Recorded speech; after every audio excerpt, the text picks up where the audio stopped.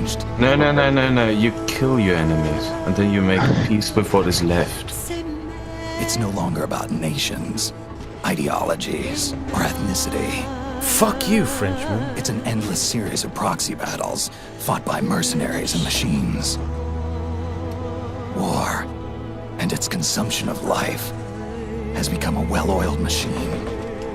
Jesus, we should have gassed all of them. War has changed.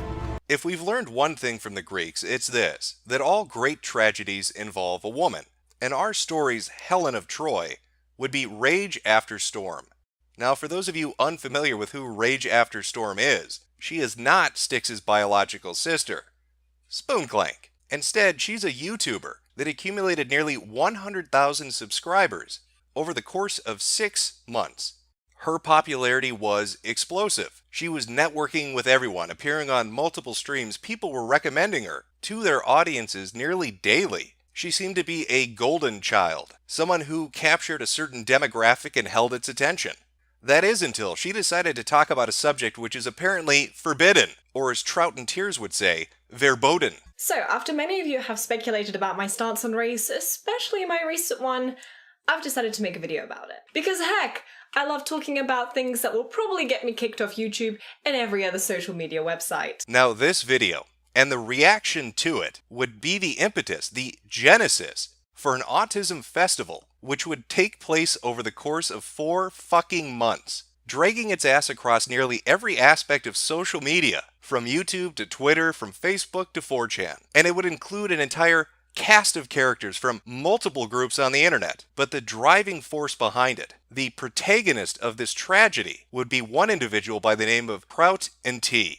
And as you'll see, as these videos unfold, is a story that is of vengeance, of wrath and anger, of hubris, total fucking warfare. The sort of battle online that only a high-class, exceptional individual would ever engage in willingly, that would end up costing Trout nearly everything he had, to the point of where he had to leave the internet out of shame. And yes, like all great Greek tragedies, we even have mythological creatures. Granted, they're not chimera, but there are a few pregnant trouts here and there. Now, with this particular video, I want to put forward a theory on why Trout and T began a destructive cycle that drove him off the internet. And it all begins with Rage After Storm. Keep this in mind because it's going to be very relevant indeed. Now, what I'd like to do is establish a timeline and the reactions which occurred within that timeline.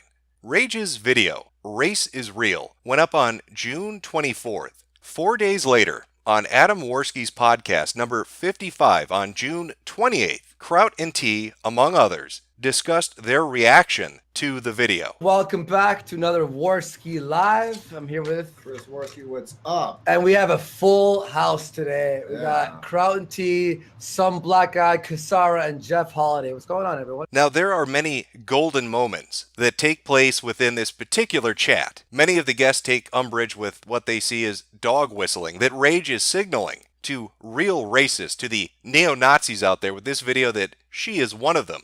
They don't like the sources which are discussed. It just looks like she's just repeating what the Daily Stormer article says. She just read the article, said, okay, this sounds right.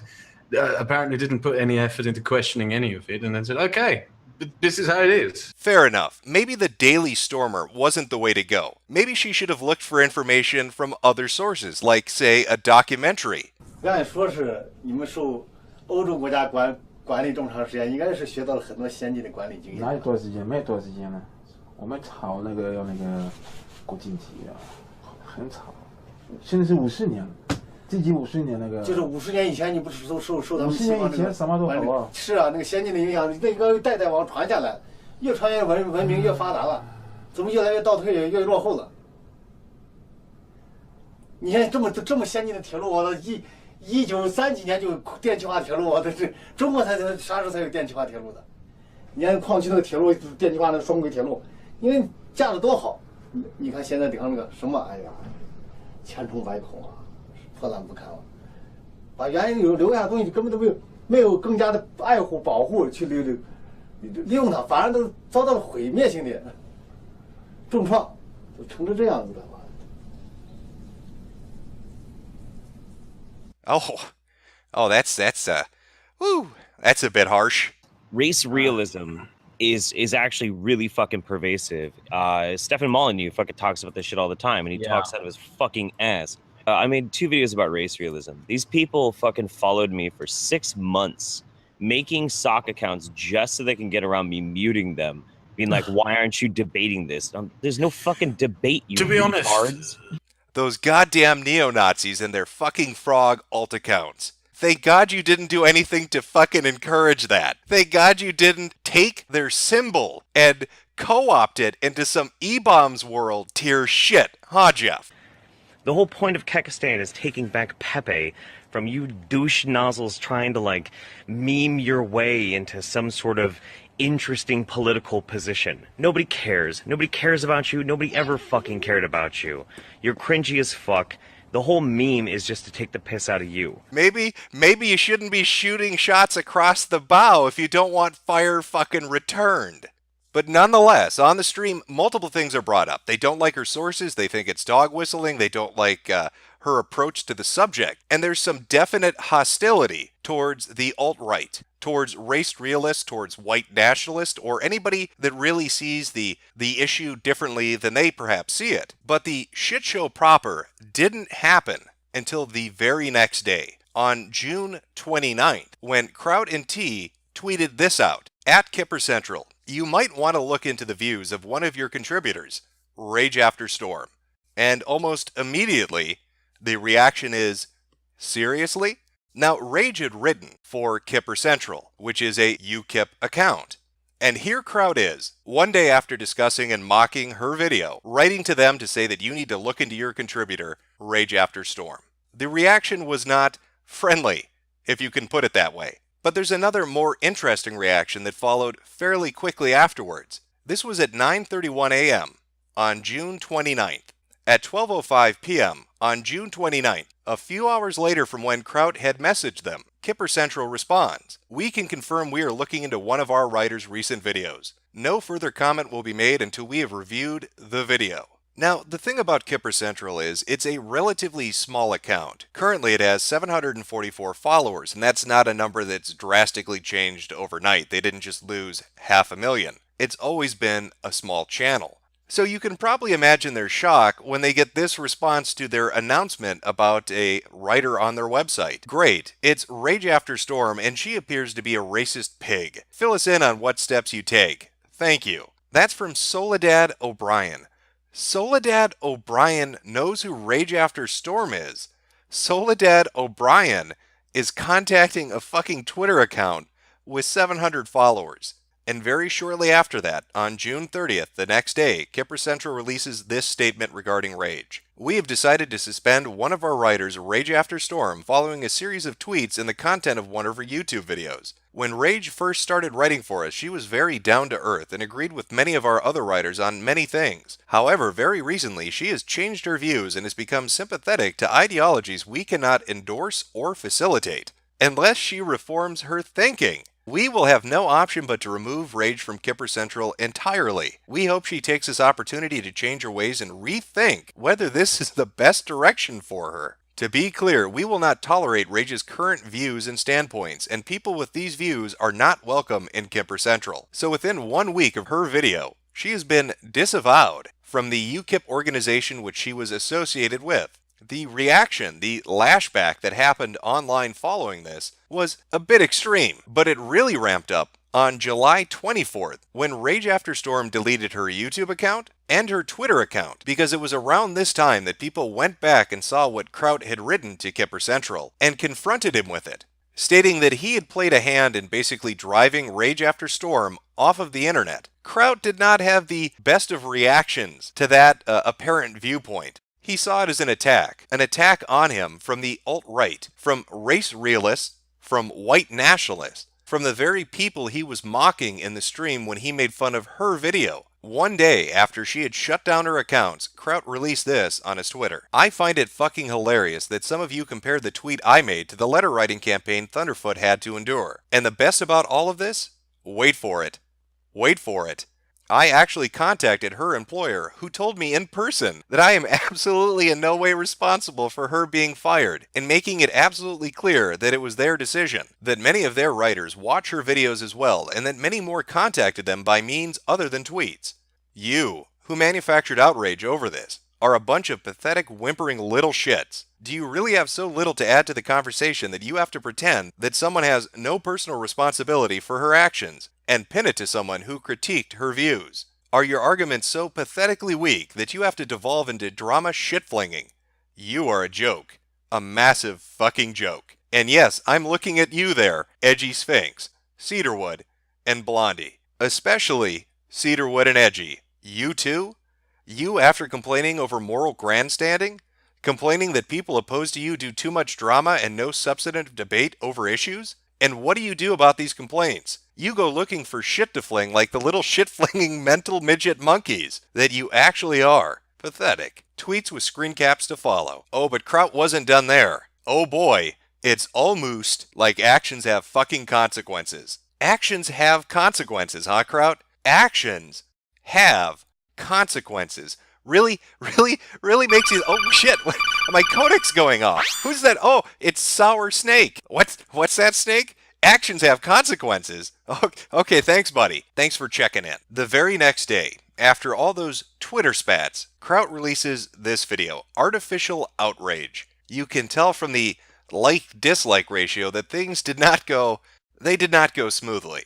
And it's no surprise, really. Listen to who he blames for this artificial outrage. This nonsense, of course, took its path down the road of ridiculousness, most amusingly with the paragons of ethical behavior joining with them, the doxing AIU scumfuck crowd. And, of course, half of Twitter's alt-right frog accounts about how I supposedly went after her private supposed job, how I tried to censor her, a whole lot of other bullshit. And he has a few things to say about Rage in particular, and about Kipper Central's decision to disassociate or disavow her. Rage After Storm didn't have a paying job at Kipper Central. Kipper Central distanced itself from her anyway because, duh, what a shock. They don't wish to associate with racists. But one of the more interesting pieces from the video itself is when he addresses the tweet that he had sent to Kipper Central. I want you to pay particular attention to how he words this,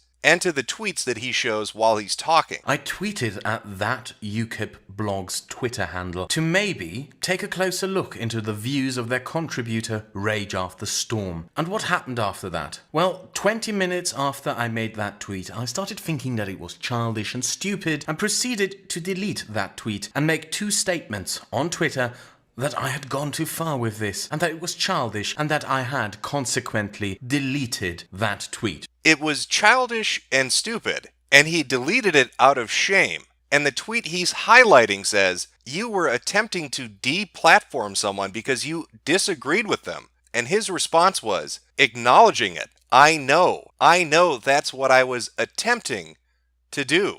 A lot of the discussion around the events of what happened with Rage After Storm, about did Trout have a hand in getting her disassociated or disavowed? Did he have a hand in pushing her off the internet? Focus on the idea of the consequence, but rarely talk about the intent. Trout is openly discussing the intent right here. He was attempting to get her deplatformed. There's no arguing about that. He says it himself. He acknowledges it in the tweet response. But what I'd really love to know is what changed from him saying this on Andy Worski a month ago. I'm mainly looking at her sources. I'm not going to make any kind of emotional or moralizing arguments. To saying this in the video. And in the end, your Nazi bitch queen, Rage After Storm, as much as you would like to fantasize about her being silenced, packed her bags and ran away like a little bitch. I'm not going to get emotional. I'm not going to make this personal to racist Nazi little bitch queen. It seems like you might have gotten a little emotional. And that's really the crux of it all, isn't it? Getting emotional, becoming invested, getting angry and wanting revenge. Revenge against who? Well, revenge against those goddamn people that were disliking that video, that were tweeting at him, that were commenting about his actions and his viewpoints. Those fucking alt-righters, those race realists, just like their little Nazi bitch queen, Rage After Storm. They need to be taken down a peg. They need to be taught a fucking lesson. And who better to do it than Trout and his posse of intellectuals? I'm talking high-tier academics, YouTube scientists. Most well-known and credentialed scientists of this YouTube community. And so you can see how this one video by this one content creator can gain momentum, can snowball out of control, and motivate Trout through all of the different ripple effects around it to set on a path of his own self-destruction. Everything he has done for the last 4 months is to get petty revenge at a perceived slight from a political group or those purporting to believe in a certain ideology. He was simply pissed off. And the things we'll be discussing in these videos, they're not just about past events. They pertain to things that are happening currently and are going to be happening in the future. You saw it yourself on the Andy Worski podcast. There were 2 people there that ended up in that Discord with Trout. His 24-hour op Discord we'll be talking about next video. There was Trout himself and Jeff Holiday. You know, it's crazy. I wasn't there somebody else? I mean, there was Trout, yeah, and there was Jeff Holiday, but was anybody else in that call when all this shit started? When the very origin event that led to Trout creating a Discord to go after people? Was there anybody else there aside from Trout and Jeff Holiday? Andy, can you give me some information here?